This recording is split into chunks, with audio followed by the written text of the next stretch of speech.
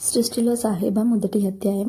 Good morning రుచి అన్నాడు అతను. ఏంటి లేవాలనిపించడం లేదా సామ్రాట్ అంటూ తలకి చుట్టుకున్న టవల్ తీస్తుంది రుచి. రుచి యూ లుకింగ్ సో బ్యూటిఫుల్ అన్నాడు సామ్రాట్ నవ్వుతూ. అచ్చా 1225 అంది రుచి నవ్వుతూ. లేచి డ్రెస్ సరి చేసుకుంటూ లెక్క పెట్టి అలసిపోతావేమో బంగారం అంటూ రుచిని దగ్గరికి లాక్కున్నాడు సామ్రాట్. సామ్రాట్ మెడ చుట్టూ చేతి వేసి అస్సలు మర్చిపోని ఈ విషయంలో అంది. పొద్దున్నే ఇలాంటి తేనెలాంటి తీయటి మాటలతో మతిపోగొడుతున్నావు బంగారం అన్నాడు. అయితే ఈ తేనె జురుకోవాలని లేదా అబ్బాయి గారికి అని కవ్వింపుగా అంది రుచి. చిన్నగా నవ్వి నా సావాసంతో మాటలు కట్టేస్తుంది యువరాణి అన్నాడు రుచి బ్లౌజ్ థ్రెడ్స్ లాగుతూ. సామ్రాట్ ఇంకా సామ్రాట్ దగ్గరికి జరిగి బోర్ కొడుతున్నానా నేను అంది సామ్రాట్ కళ్ళలోకి చూస్తూ.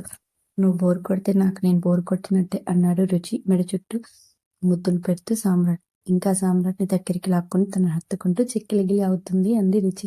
అవునా అంటూ ఈ చీరలో చాలా హాట్గా ఉన్నావు అంటూ పక్కకు తొలగించాడు సామ్రాట్. సామ్రాట్ తనని గుండెలకు హత్తుకుని వినిపిస్తుందా అంది రుచి జాకెట్ మీద నుంచి గుండె చప్పుడు వింటూ. భయపడ్డావా అన్నాడు సామ్రాట్. చాలా బాగుంది రుచి ఇంకా సామ్రాట్ని గట్టిగా పట్టుకుని. అలాగే రుచి ఎది మీద గుర్తు పెట్టి నా కోసం కొట్టుకుంటూ కంది కదా ఇది ఆగిపోయే వరకు నాకేం కాదన్నాడు సామ్రాట్. తల ఎత్తి సామ్రాట్ కళ్ళలోకి చూస్తూ పెదవులపై ముద్దు పెడుతుంది రుచి. ఇద్దరు లోకంలో తేలుతూ ఉంటారు. అదే ఇంట్లో కిచెన్లో ఏం జరుగుతుందో చూద్దాం పదండి. ఏంటక్క ముగ్గురిని లేపడానికి వెళ్ళింది ఎంతసేపటికి బయటికి రాదేటి అంది పనులు చేస్తూ గౌరీ. నీకు తెలియలే వాళ్ళు ఇప్పుడే రారు అంది ఇంకో పని మనిషి పద్మ. తనలో తను నవ్వుకుంటూ. కొత్తగా పెళ్లి జరిగిందా వాళ్ళకంటూ దోషలు వేసింది.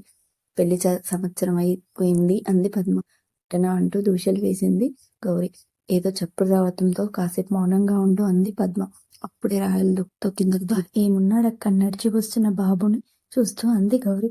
గౌరీ అతనే బాబుగారు నేను టిఫిన్ పెడతాను నువ్వు ఈ పెసరట్టి సంగతి చూడు అంటూ వెళ్తుంది పద్మ.